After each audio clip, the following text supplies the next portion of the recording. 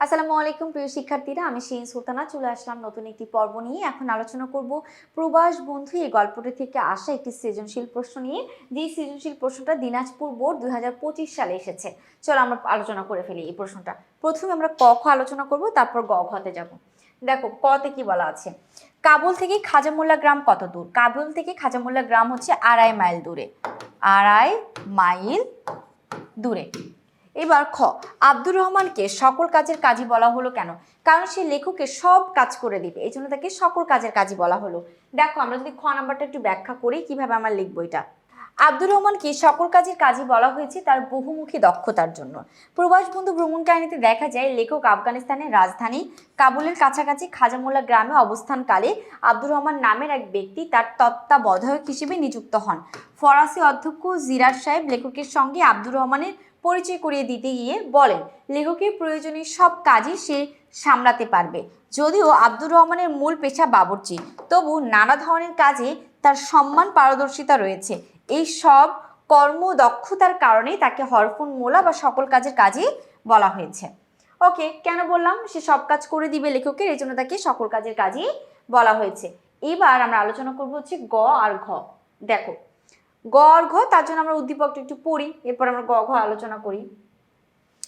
রূপপুর পারমাণবিক বিদ্যুৎ কেন্দ্রে কাজ করতে আসা ডেনিস নামে একজন রাশিয়ান নাগরিকের সঙ্গে কর্মক্ষেত্রে কাজ করতে করতে বন্ধুত্ব হয় স্থানীয় যুবক সুজনের। প্রায় ছুটির দিনে ডেনিসকে তাদের বাড়িতে আমন্ত্রণ জানায় এবং নানা রকম দেশীয় খাবার দিয়ে আপ্যায়ন করে।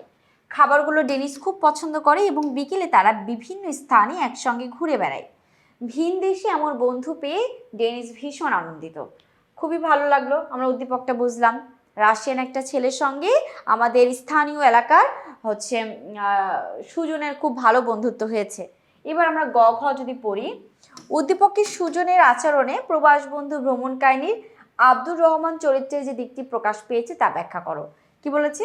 সুজনের আচরণে আব্দুর রহমানের ভ্রমণ কাহিনীর কোন জিনিসটি প্রকাশ পাইছে আমরা দেখি। এবার ঘ, সাদৃশ্য থাকলেও উদ্দীপক পঠিত ভ্রমণ কাহিনীর মধ্যে কিছু ক্ষেত্রে ভিন্নতা রয়েছে, বিশ্লেষণ করো। আচ্ছা আমরা দেখি সুজনের সঙ্গে ভ্রমণ কাহিনীর আব্দুর রহমানের কি মিল আছে সেটা জানতে চাচ্ছে। আর এদিকে উদ্দীপকের একটা নির্দিষ্ট দিকে সাদৃশ্য থাকলেও গল্পের অনেক আংশিক কিন্তু আমাদের ঘ নাম্বার প্রশ্নে নাই, সেটা তোমাকে আলোচনা করতে বলছে। কোন কোন দিক আমাদের ঘ নাম্বার প্রশ্নে নাই সেটা। তো চলো আমরা গ ঘ একটু দেখি, বিশ্লেষণ করি সুন্দর করে। গ এবং ঘ নাম্বার প্রশ্ন।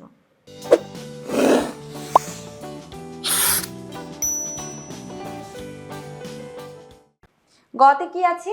উদ্দীপকের সুজনের আচরণে প্রবাস বন্ধু ভ্রমণ কাহিনীর আব্দুর রহমান চরিত্রের অতিথি পরায়ণতার স্পষ্ট প্রতিফলন ঘটেছে, একথা নিঃসন্দেহে বলা যায়। প্রবাস বন্ধু রচনায় আব্দুর রহমান শুধু সরল ও স্বদেশ প্রেমিকই নয়, বরং একজন আন্তরিক অতিথি পরায়ণ মানুষ হিসেবে উপস্থাপিত হয়েছে। আফগানিস্তানে অবস্থানকালে সৈয়দ মুস্তফা আলীর সার্বিক দেখভালের দায়িত্ব পালন করতে গিয়ে সে লেখককে আপনজনের মতো গ্রহণ করে। লেখকের জন্য বিভিন্ন ধরনের দেশীয় খাবার তিনি প্রস্তুত করা, আন্তরিকভাবে সেবা করা এবং নিজের গ্রাম পানশিরি নিয়ে যাওয়ার আগ্রহ, এইসবের মধ্য দিয়ে তার গভীর আতিথেয়তা প্রকাশ পেয়েছে, যা লেখককে ভীষণভাবে মুগ্ধ করে। এরপর দেখো উদ্দীপকের সুজন চরিত্রে অতিথি পরায়ণতার গুণটি লক্ষ্য করা যায়। রূপপুর পারমাণবিক বিদ্যুৎ কেন্দ্রে কর্মরত রাশিয়ান নাগরিক ডেনিসের সঙ্গে তার বন্ধুত্ব গড়ে ওঠে। সুজন ছুটির দিনে ডেনিসকে নিয়মিত নিজের বাড়িতে আমন্ত্রণ জানায়, দেশীয় নানা খাবার দিয়ে আপ্যায়ন করে এবং অবসর সময় তাকে বিভিন্ন জায়গা ঘুরিয়ে দেখায়। ভিন দেশে এমন আন্তরিক ব্যবহার পেয়ে ডেনিস আনন্দিত হয়। অতএব বলা যায় অতিথির প্রতি আন্তরিকতা, আপ্যায়ন ও সৌহার্দ্যপূর্ণ আচরণের দিক থেকে উদ্দীপকের সুজন প্রবাস বন্ধু ভ্রমণ কাহিনীর আব্দুর রহমান চরিত্রেরই প্রতিনিধিত্ব করেছে। এবার আমরা ঘ নাম্বারটা আলোচনা করব যে উদ্দীপকে একটা দিক আলোচনা করা হলেও আমাদের গল্প আরো বিস্তারিত আছে। তার মানে উদ্দীপকে একটা আংশিক দিক, শুধুমাত্র আতিথি পরায়ণতা এবং সৌহার্দ্যপূর্ণ একটা আচরণ আমরা রাশিয়ান ডেনিসের সঙ্গে দেখতে পেয়েছি আমাদের স্থানীয় এলাকার সুজনকে। এবার আমরা যদি ঘ নাম্বারটা একটু সুন্দর ভালো করে আলোচনা করি তাহলে কিভাবে হবে।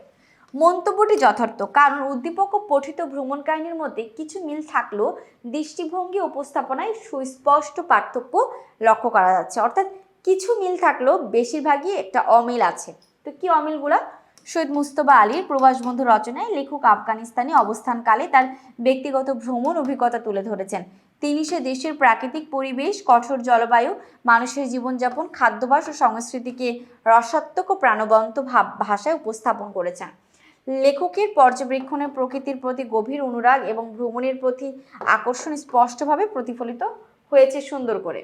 তারপর দেখো, অন্যদিকে উদ্দীপকে বর্ণিত ডেনিস একজন রাশিয়ান নাগরিক, যিনি বাঙালি বন্ধু সুজনের আন্তরিকতা, দেশীয় খাবার পরিবেশন এবং ঘুরে দেখানোর বিষয়টি বন্ধুত্ব ও আতিথেয়তার পরিচয় হলেও এখানে ডেনিসের ভ্রমণ পিপাসু বা প্রকৃতিপ্রেমী মানসিকতার প্রকাশ ঘটে না। উদ্দীপকে মূলত বন্ধুত্ব, সামাজিক সম্পর্কের দিকটি গুরুত্ব পেয়েছে। প্রকৃতি বা সংস্কৃতির বিশদ বর্ণনা অনুপস্থিত, যদিও উভয় ক্ষেত্রে ভিন্ন দেশের মানুষ ও আতিথেয়তার প্রসঙ্গ রয়েছে। তবু প্রবাস বন্ধু ভ্রমণ কাহিনীতে লেখক নিজ অভিজ্ঞতার মাধ্যমে একটি ভিন্ন দিক তুলে ধরেছেন। আচ্ছা, এরপর দেখো প্রবাস বন্ধু ভ্রমণ কাহিনীটির সম্পর্কটি ছিল মূলত লেখক ও তার গৃহ পরিচারক আব্দুর রহমানের মধ্যে, যা ছিল কিছুটা ছিল পেশাগত। আর আমাদের উদ্দীপকে যে ডেনিস হচ্ছে রাশিয়ান ডেনিস এবং সুজন, তাদের মধ্যে যে বন্ধুত্বটা ছিল সেটা অনেকটা হচ্ছে বন্ধুত্বপূর্ণ এবং সৌহার্দ্যপূর্ণ আচরণ ছিল, পেশাগত না।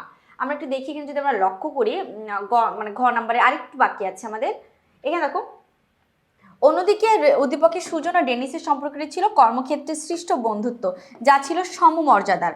ভ্রমণ কাহিনীতে আব্দুর রহমানের আতিথেয়তা ছিল লেখকের প্রতি তার দায়িত্ববোধ ও অনুরাগের প্রকাশ। উদ্দীপকের সুজনের আপ্যায়ন ছিল বন্ধুত্বের টানে, স্বেচ্ছা প্রণোদিত এবং এতে কোনো বাধ্যবাধকতা ছিল না।